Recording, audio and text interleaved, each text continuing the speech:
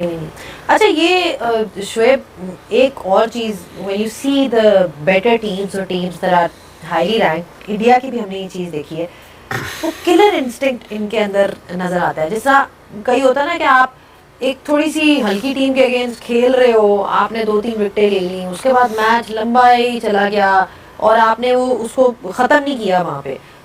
अपने साथ हमारे पाकिस्तान के साथ भी हम ये देख चुके हैं कि जी ऊपर से 4-5 विकेटें गिर गई, लग रहा है मैच आपके उसमें, एंड देन यू नो वो ड्रैग हुआ और वहाँ पे मैच हमने ख़त्म नहीं किया। ये चीज़ इंडिया की in the last few years हमने देखी है कि वो गेम को फिनिश करते हैं। आज भी देखें जिस तरह से वो आए हैं, स्कोर था 57, कोई प्रेशर नहीं, कोई कुछ नहीं, ओवर्स ही ओवर्स पड़े, लेकिन उनकी कोई उस तरह की हमें चीज़ नज़र नहीं आई कि वो लंबा खींच रहे हैं। दे वर वेरी क्लियर कि बस जल्दी हमने ख़त्म करना है और एडवांटेज लेना और नेट रन रेट को अपना अच्छा करना। देखिए, अगर आप 15-20 साल पीछे चले जाएं तो there was one team Australia, उनमें ये चीज़ थी। फिर ऑस्ट्रेलिया को देखते देखते इंग्लैंड ने वो चीज़ की, तो अब वो इंडिया भी उस पे आ गया कि regardless whatever the situation is, बेशक हमारे हाथ में मैच है, we got to finish the game. ठीक है, ये नहीं कि उसे ड्रैग करो, रिलैक्स हो जाओ फील्ड में, बॉलर्स ऐसे बुला लो कि चलो थोड़ा लंबा गेम हो जाए, इसको प्रैक्टिस करवा दो या ये कर दो, नहीं, ऐसा कुछ नहीं है। Things have changed. और यही चीज़ है कि अगर आपने टॉप पे रहना है तो आपको ये सारी किलर इंस्टिंक्ट जो है ये आपको रखनी पड़ेगी, regardless however you playing against.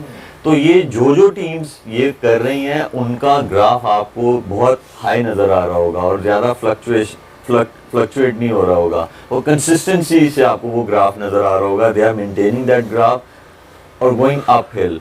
तो ये उनकी तरफ से नज़र आया। इसलिए आप देखें कि एशिया में, अब एशिया में नहीं उनको नंबर 1 कह सकते आप, तो वो दुनिया में लास्ट आईसीसी के 2 इवेंट्स बड़े वही जीते हुए हैं, तो आप उनको कह सकते हैं दे आर नंबर 1 टीम।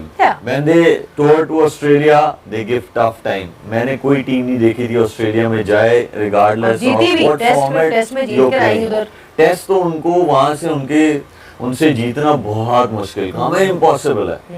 तो ये वो करके आ गए। इंग्लैंड को इंग्लैंड में मार देना, साउथ अफ्रीका में जाके उनको टफ टाइम देना, तो न्यूजीलैंड में जाके मारना, तो इट शोज के देखें हमारे सामने प्राइम एग्जांपल सारी सामने है।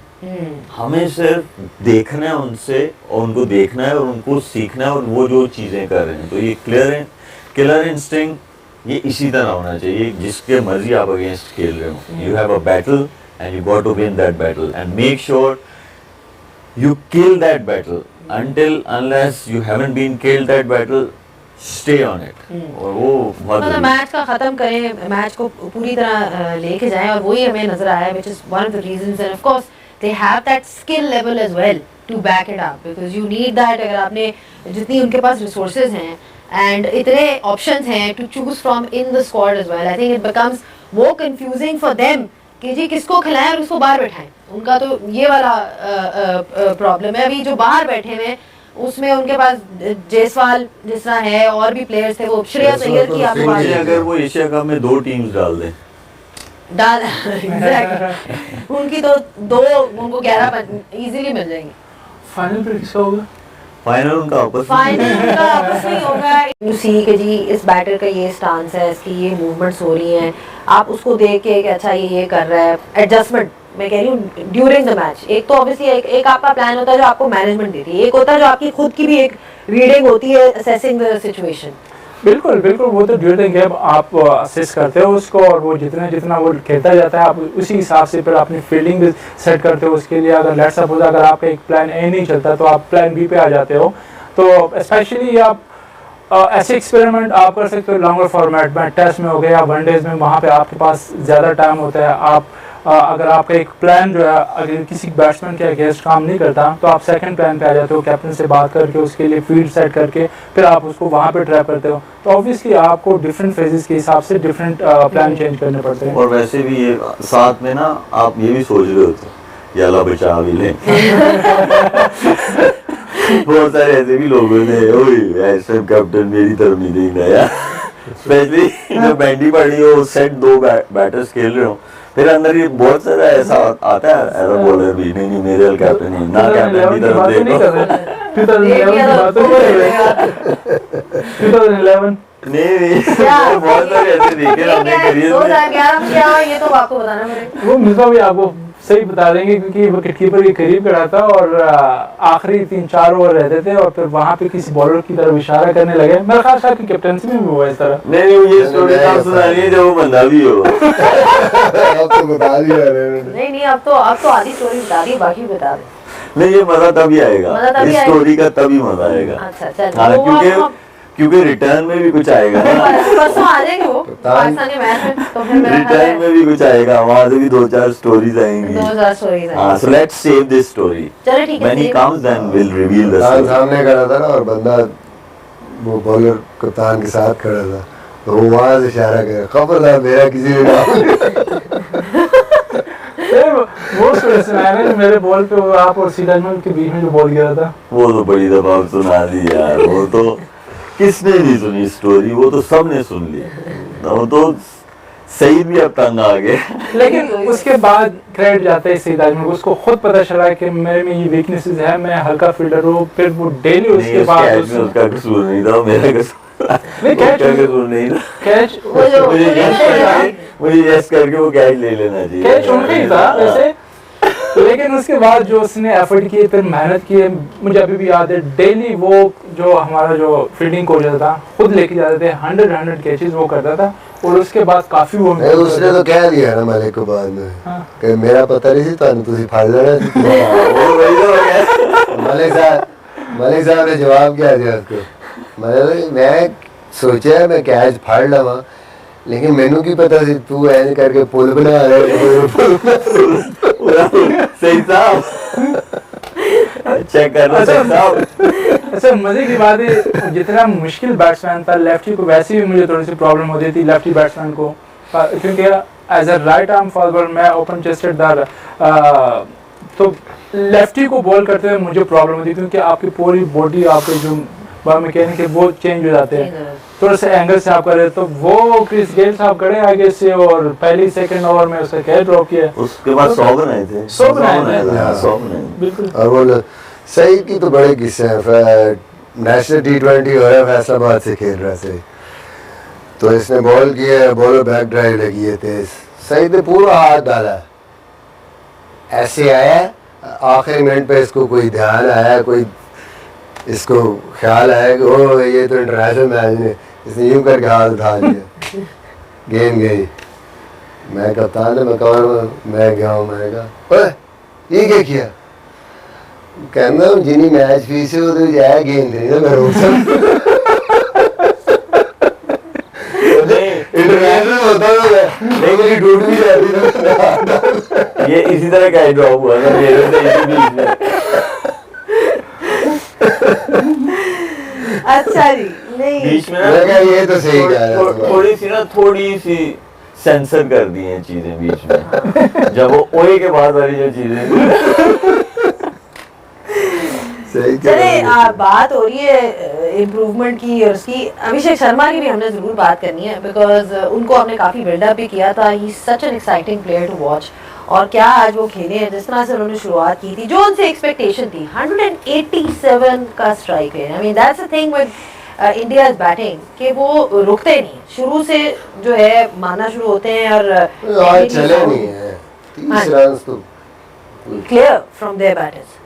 देखिए हम लोग गाड़ी में आ रहे थे तो मिसबा भाई ने मुझे एक ही बात बोल रहे थे, जब उसने पहले बॉल पे छक्का मारा ना, हम वो देख रहे थे मोबाइल पे, तो दूसरी बॉल पे उसने कवर में चौका मारा है, तीसरा बॉल उसने रोक लिया क्योंकि वो उनके स्लॉट में नहीं था बॉल। तो जो हम लोग बात करते हैं कि जो आपके स्लॉट में है, वो चाहे पहला बॉल है मैच का या इनिंग्स का या आप फर्स्ट बॉल फेस कर रहे हो, वो डिमांड है आज की, इसे इंटेंट कहते हैं, उसको इंटेंट नहीं कहते बल्ले को मारते रहो, इसको इंटेंट कहते हैं कि आपके अगर स्लॉट में बॉल है तो आपने उसको मारना है, अगर आपके स्लॉट में नहीं है बॉल, या आप रोक लो या एक बना लो। तो ये इसीलिए देखें इतनी कंसिस्टेंसी भी नजर आती है उनकी बैटिंग में, वरना इतनी हाई रिस्क गेम वो खेलते हैं लेकिन still he is very successful by playing high risk game. वो यही वजह है कि जो उनके स्लॉट में बॉल है वो उसको मारते हैं, जो उनके स्लॉट में नहीं है वो नहीं मारते। डेविड मिलर बड़ी जरूरी करते, दो स्पिनर ऐसे थे जो उनको पता था कि ये हमारे थोड़ा सा इनके अगेंस्ट कैसे हमने खेलना। चले 4 और 4 8 ओवर है, विकेट्स कम से कम दे उनको, तो 20-20 रन कर लो जैसे भी है, आप उन्हीं को हिटे मारी जा रहे, उन्हीं को हिटे मार के विकेट दे के, तो उसके बाद 41 का स्टार्ट अगर मिला एक भी बंदा ऊपर से थोड़ा सा लंबा खेलता तो एटलीस्ट वो जो बात हम कर रहे थे यार 130-40 चले कुछ तो या 150 के करीब कहीं पहुंच जाए, बट ऐसे नहीं हो सकता कि आप ये दुबई शारजा में फ़र्क है, इवन अबू धाबी में और दुबई में यहाँ छक्के इतने आराम से नहीं लगते। छक्का यहाँ वही लगता है जो प्रॉपर आप शॉट मारते हैं, मिडल करते हैं, सही जगह मारते हैं, हाफ हिट नहीं जाती, तो आप कहेंगे हम छक्कों से स्कोर करेंगे वो मुश्किल हो जाती है। ये आप खेलते तो this is essentially their home ground, you know, आप इन सारी कंडीशंस को बहुत अच्छी तरह जानते हैं, इधर ही खेलते हैं, लीग्स वगैरह में भी खेलते हैं इनके players, so it's not like कि उनको बिल्कुल कोई किसी किस्म का एक्सपोजर नहीं है, they have all of that. But वही बात आ जाती है कि is it just a case of difference in skill, कि जी एक टीम है जिसकी स्किल लेवल बहुत हाई है, दूसरी टीम है उसकी शायद उतनी नहीं है, is that what we are talking about?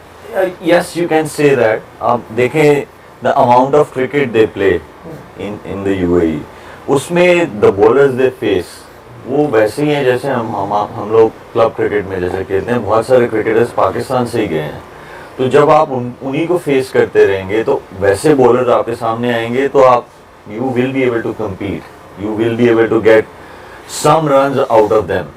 But जब आप क्वालिटी बॉलर्स को खेलते हैं तो वो आराम से नहीं चीज़ें हो सकती। उसके लिए आपको उन बॉलर्स को आपके नीचे जो डोमेस्टिक क्रिकेट है वहाँ पे भी खेलना पड़ता है, वो नहीं है। इसीलिए आप जितनी टीम्स देखें, so far we have seen 2 games in the Asia cup, दोनों में हमें यही चीज़ नज़र आई है कि वहाँ पे क्वालिटी जो है क्रिकेट वाली वो उस लेवल की नहीं है।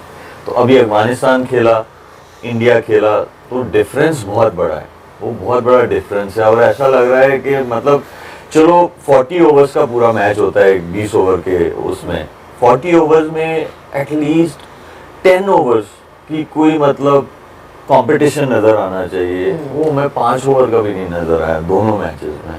सो इट शोज़ कि बहुत बड़ा गैप है, और ACC को भी ये चीज़ देखनी चाहिए या कुछ ऐसा करें, ICC कुछ ऐसा करे कि जो एसोसिएट्स हैं इनके लिए भी कोई ऐसा इंफ्रास्ट्रक्चर क्रिएट किया जाए ताकि वो इवॉल्व कर सके गेम के साथ। लेकिन बहुत बड़ा हला है, सिर्फ जो ऊपर वाली 7-8 रैंकिंग की जो टीम्स हैं बस वही हैं और कब से वही खेलती आ रही हैं। तो कुछ ना कुछ इनिशिएटिव लेना पड़ेगा कि प्रमोट कर सकें, एक्सपैंड कर सकें क्रिकेट को, तो उसके लिए इंफ्रास्ट्रक्चर इन प्लेस करना ही पड़ेगा। जो उनके रिलेटेड लोग हैं उन कंट्रीज़ के जो एसोसिएट्स हैं उनसे they should call them, have a meeting, और उस मीटिंग में ये कुछ ऐसी चीज़ें डिसाइड करें कि जहाँ पे क्रिकेट जो है वो बेहतर हो सके, ताकि वो भी कोई मुकाबला दे सके दूसरी टीम्स को। वरना इस तरह तो जो व्यूअर्स हैं वो तो जाते जाएंगे साइड पे, वैसे ही क्रिकेट जो है बहुत डाउन हो रही है। एक चीज़ है कि आप इंटरनेशनल क्रिकेट शायद इनको नहीं दे सकते, ओके फाइन, ये मुश्किल है, अगर नहीं भी दे पाते तो कुछ ना कुछ ऐसा हो जैसे अफगानिस्तान पाकिस्तान आके खेलता था। आप डोमेस्टिक क्रिकेट जहाँ की अच्छी है वहाँ पे एटलीस्ट इनकी नेशनल टीमों को मौका मिलेंगे, वो जाके वहाँ पे खेलें क्रिकेट, इन अच्छे बॉलर्स के साथ खेलें, तो कुछ ना कुछ। अब पेस का तो कोई ना कोई हल निकाल लेती है टीमें, स्टिक आ गई है, बॉलिंग मशीन आ गई है, थोड़ा बहुत फास्ट बॉलर्स को फिर भी ये मैनेज करना सीख जाते हैं, लेकिन ऐसे क्वालिटी स्पिनर्स कहाँ खेलेंगे? वो जब मैच में आते हैं और इस कम्बैटिव क्रिकेट में आते हैं तो they have absolutely no clue कि इनको हमने कैसे खेलना। इसमें सॉरी एक चीज़ ये भी है ना कि आप किस टाइप की क्रिकेट खेल रहे हो। अगर मोस्टली आप इनको देख ले, हांगकांग के देख ले, UAE को देख ले, मोस्टली ये लोग खेलते हैं T20 क्रिकेट खेलते हैं, तो आपके और अच्छे प्लेयर में सिर्फ यही फ़र्क होता है